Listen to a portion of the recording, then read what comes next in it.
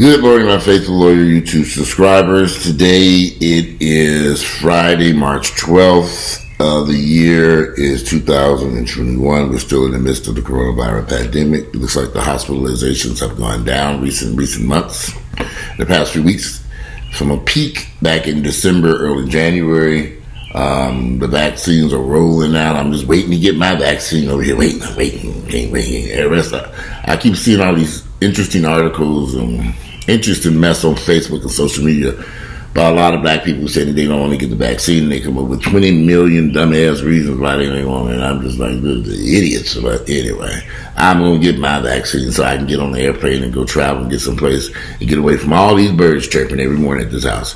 This has got to be the noisiest bird chirping convention I've ever heard in my entire life. This morning, the birds started chirping and chirping and chirping and chirping. I said, good Lord. They seem to have settled down now. It must be 10 million birds over here. I'm like, all them trees. I noticed that they've come through and pruned a lot of the trees in the recent weeks. That didn't get rid of the birds. So I'm thinking, where are they going to need a bird nest? They must have built nests all over this damn building and trees and who knows. But a lot of birds chirping. But I am working, guys, on improving my improving. I know I've been kind of lax days on the videos. I'm trying to get more videos out more frequently, more daily videos, and just coming up with content and dealing with my health in regards to my allergies and stuff like that. So the past few weeks, this particular spring has been really rough. Last night I had a choking fit for hours until I was able to get it under control last night. Literally, I thought, okay, this is it. That coronavirus really got my ass this time. And then after I kept rinsing my sinus out, choking, coughing. By the time I went to bed and took my Benadryl and my other medications and medicated up, I felt a whole lot better in the middle of the night. A friend of mine, his name was Solomon Howard. I've only known Mr. Howard maybe 2 years, and I might be stretching it. We met over a lot of discussion. We met because of my YouTube channel, of course. It seemed to meet a lot of people through that channel. He had his opinions about some stuff, and I had my opinions, and he wanted to talk. He was from Chicago. He was 33 years of age. He was younger. I think he was 31, 32 when I met him originally. We had our initial conversations about some stuff, and in the midst of all this, we were both from out of the Midwest, Chicago. He's from Chicago. I'm from Gary. We were different ages, though. I'm 51. He's 33. But we were able to connect and talk. And Solomon's one of the few people in his age category who would listen to me. And we talked about everything. He would come over, we'd just sit and talk, and we even worked out a couple of times together. His work schedule was a little bit different than mine, and we hit the gym for a little bit. A couple times we worked out together, and then we were hoping to get back together in the future, back into the gym as he was transitioning to, he had plans. He wanted to work at he was working for a local police department. He was looking to move up either there or go somewhere else. He had a lot of stuff going on in his life. He was a very busy young man, working, traveling, going places, doing stuff, going back and forth to Chicago, dealing with his family, friends in Chicago. Frequently, he couldn't stand the coronavirus pandemic. That was our biggest fight, was over the pandemic and wearing masks and social distancing. He said he felt people should have to live their lives. I said, it's fine to live your life. Life is not going to end while we social distance and wear masks. At the beginning of the pandemic, he was furious. And I remember thinking, what are you so upset about wearing a mask and social distancing? Because he really felt he had enough of it so early into it. Being young and youthful, he just wasn't a fan of the pandemic for some reason. He didn't even want to talk about it sometimes. But I said, we got to discuss this stuff. Because you got to understand, this is a lot of people. And in the very beginning, before the numbers started to escalate, he was really bad. We both discussed what was going on in New York and various other places and where he worked. Slowly, he came on around to wearing the mask and learning the social distance, but he still wanted to live his life and do the things he wanted to do. Solomon was shot and killed on Thursday, February, I believe, the 24th. He had just been in my home talking, and we were laughing. He was looking forward to having a visitor come out of town, and he was excited about that. And we was in my home and just sitting here talking and laughing, and making plans to go to the gym, and just a regular little chat, a little stop, a little visit. He was in the area, came over, we talked. Talked for a while because we would have these debates. I don't know why he loved debating me, but I find a lot of young folks love to debate me because they want to hear what I have to say. And we were just discussing stuff about people, world, just all kinds of topics we would have conversations about. But I remember distinctly us talking, and he was excited about someone coming to visit him from Washington, D.C. He had been up to D.C. to visit this person. They had been down in Miami, and he was excited about this, very excited. And I was just letting him know that it was good that he was had something that made him happy going on in his life. But he was a few days after that, the last Friday in February, I believe it was the February 25th. I'm trying to pull up the article. He was shot and killed, and they found him on I-20 not too far from my home here. And I couldn't figure out what happened. I got up that morning to leave the house and go somewhere, and traffic was at a complete standstill. And I was like, what the fuck is going on here? And they said they found a body in the highway, and I came back and watched the news, and the traffic was closed because they found they had found a deceased man in a vehicle and had wrecked his vehicle. Come to find out, a week later, I found out it was Solomon. And Solomon, I think I said Howard. I think I got his last name wrong. Y'all know I'm old. Let me pull up the news article so I can read it. Well, the car accident, February 25th at 5:30 in the morning. Come to find out, he was shot and killed by a 19-year-old kid who was arrested yesterday, literally almost 2 weeks after Solomon's death. Yeah, Solomon Howard. Alphonso McCoy was arrested without incident and charged with felony counts of murder and aggravated assault. And McCoy was identified as a suspect in the shooting death of Solomon Howard, 33, who was dead in the driver's seat when Atlanta police responded to a single car wreck on February 25th. Howard was found slumped inside his orange Land Rover SUV on I-20 East ramp to the downtown connector. The highway was shut down for several hours while they investigated. So, investigators believe that Howard was shot at a business in the 900 block of Joseph E. Boone Boulevard before he drove onto I-20. In the course of the investigation, McCoy was identified as the suspect, and police were able to locate him Thursday in Northwest Atlanta. So I don't know what happened, but I do know there's a nightclub near where he was shot at, and I don't know if my friend was there working, possibly as security, I don't know, or visiting the nightclub, or just in the area. But I would find it kind of odd, because in that area ain't nothing open over there that time of day or night but that nightclub. So either he was visiting that nightclub or possibly working there as security. I don't know. I have not spoken to the owner of the nightclub, who I do happen to know. I have not had a chance to speak to him about it. And I'm just making this as an assumption because he might not even been in that nightclub at all. I'm trying to figure out why he was in Joseph E. Boone in that area.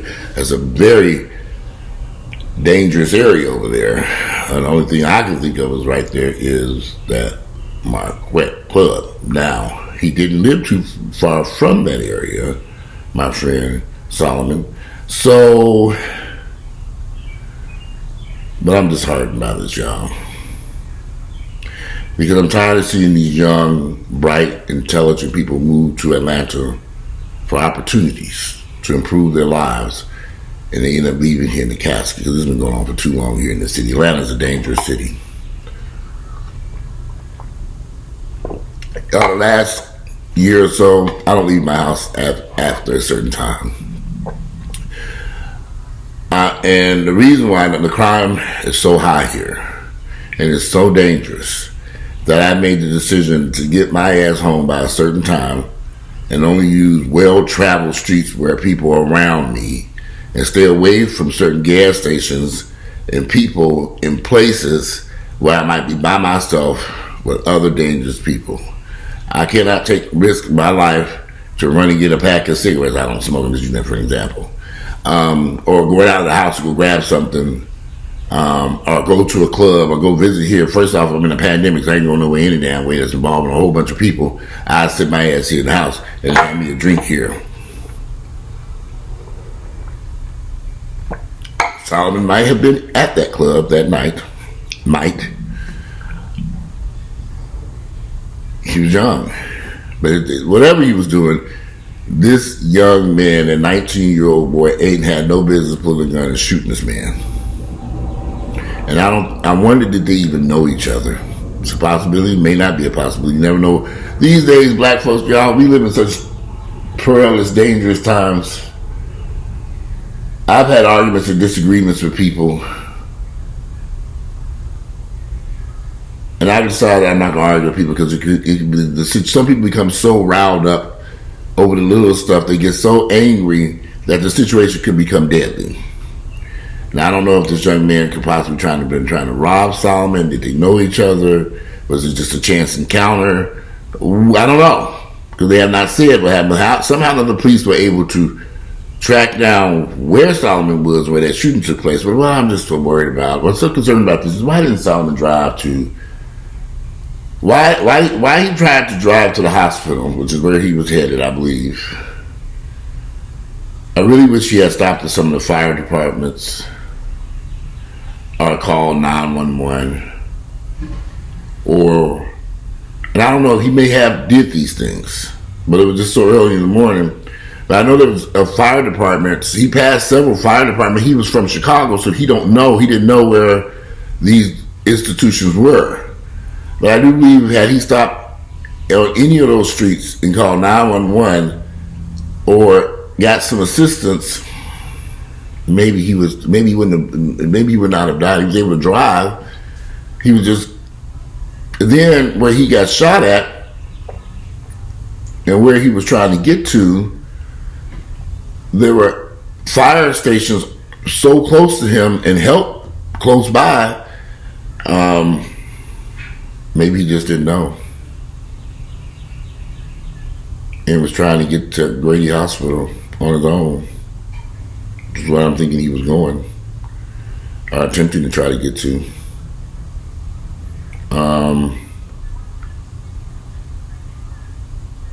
But they arrested a 19-year-old kid that took my friend Solomon's life. And I'd like to know what happened and why he made that decision to shoot that man. And I don't understand what's going on with this situation. I'm completely lost. Ever since I found out Solomon's killed, I've been over here like, okay, what in the hell happened there? Solomon was young, intelligent. You know, he didn't deserve to get shot and killed here in Atlanta and put in a casket and sent back to Chicago to be buried. They buried him last weekend. And I'm so glad they did find the perpetrator of this crime, because it was senseless violence for no reason, as far as I know. I'm still waiting to hear what happened. Now, you know, it's like a waiting game. What happened that this man decided to pull out a gun and shoot Solomon?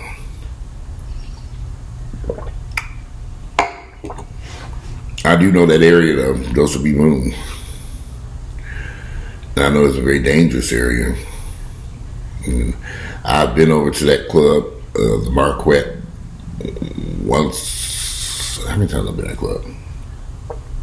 I believe once or twice. But I believe I think I've been at club maybe once or twice, the Marquette Club over there. And both times I paid to park in the parking lot by the VIP section. There's a street parking all around there, which is too dangerous for me. I know that area. Right there near the Bluff, right there near Joseph B. Boone, Vine, near, I don't want to say Vine City's a little bit. That might be Vine City. I think that is called Vine City, but I know it was in the Bluff. That area right there is definitely where he was shot, was the Bluff. Dangerous intersection, dangerous gas station there. That should have been dangerous forever. So many people have been shot and killed and harmed on that intersection at Joseph B. Boone and, what is that damn street? Joseph B. Boone and Lowry? Is that Lowry?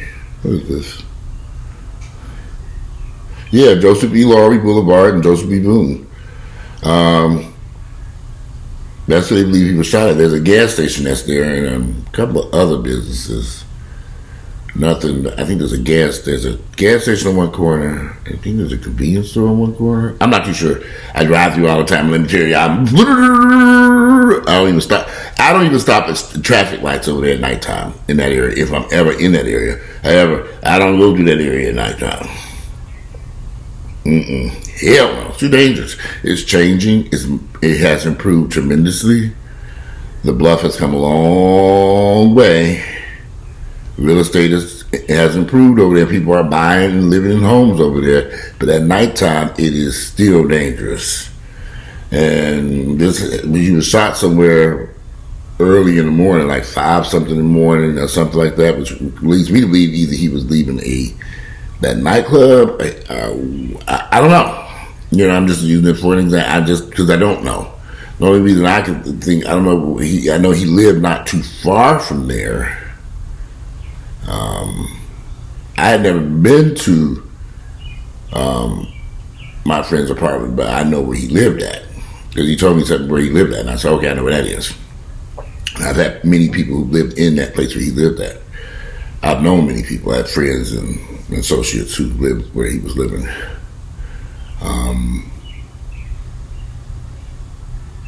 I know his family's probably devastated about it, but here we deal with this violence. The past 12 months have been extremely violent here in Atlanta.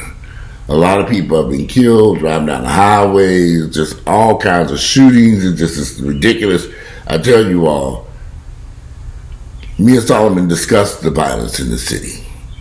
And Solomon told me he had a gun, he knew how to protect himself, that he would use it if he had to.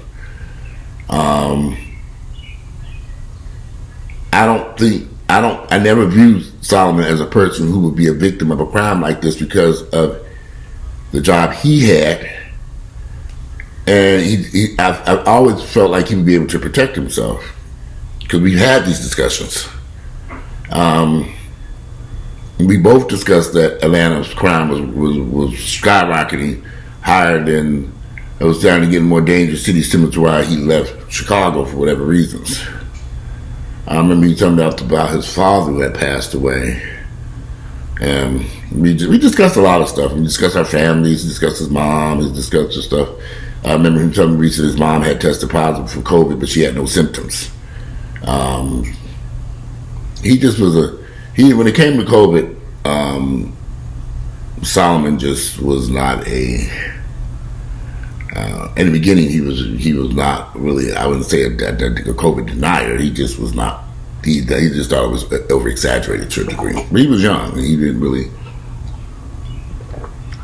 but I think at the job where he worked at, he began to see some things that kind of alerted him or changed his thoughts about COVID-19.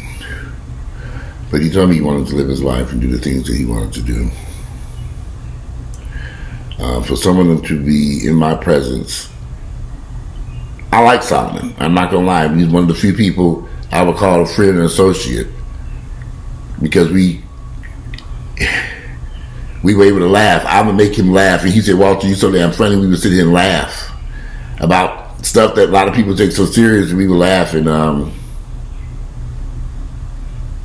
it's just odd to see someone standing in your home, admiring your furniture and everything. He thought, "Man, who are you making this house so nice for? What are you gonna do? You gonna have parties here and stuff?" Saying, "Ain't no parties over here." He said, "We gonna have some parties over here." Never. Um, and for him to be doing positive things with his life, trying to move on to a different, possibly another job, or move up in his job. I don't know.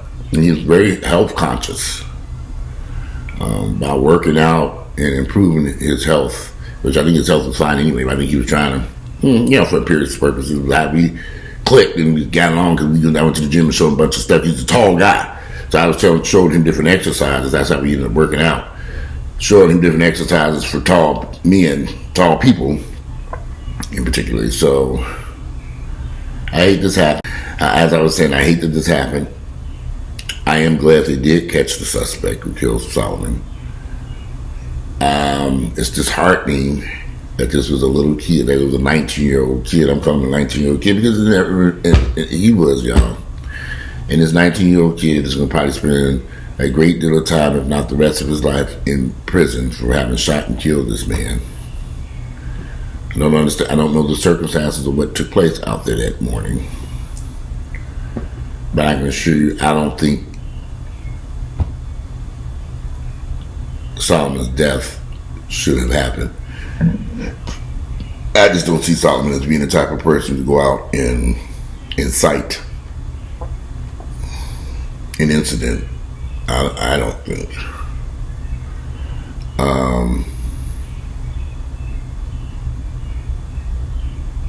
I wasn't there, so I don't know, and I'm waiting for the police department as more reports come out now that they've arrested the person. That's one thing sometimes about the crime here in Atlanta. You get snippets and pieces of what took place, and if you really don't know someone, because for example, I knew Solomon, but I didn't know anybody to call who knew him. I would say, well, what happened? They probably didn't know either. Or they might have known. I was trying to figure out, how can I get in touch with Solomon's mother? She probably would be like, well, who the hell are you? Right, it's like somebody contacted my mother a little bit different. She probably be like, oh, you're somebody in Walter. But I was searching the internet just trying to figure out.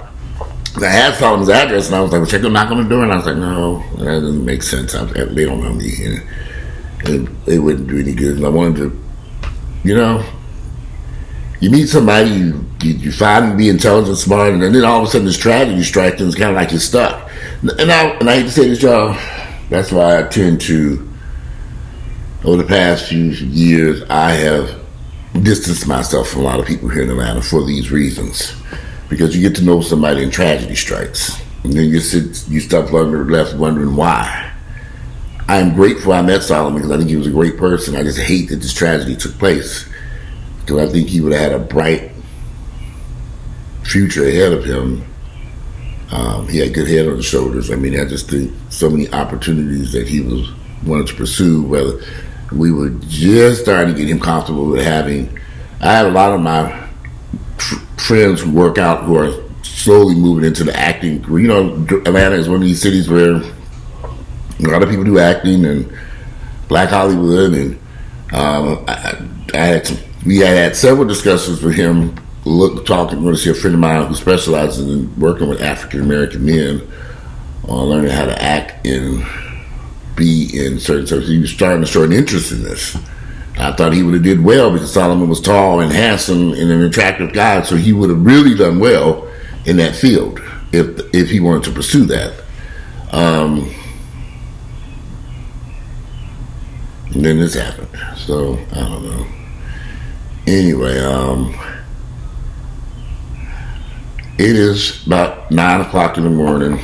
The birds are still chirping. And I'm trying to get to the gym this morning. I know y'all sitting here about this, but I got a painter coming in here to finish up their paint. We gotta get the paint section in sections because they gotta paint these stairs. The walls are so scuffed up, so they're gonna paint the stairwell over all the stairs to the second floor.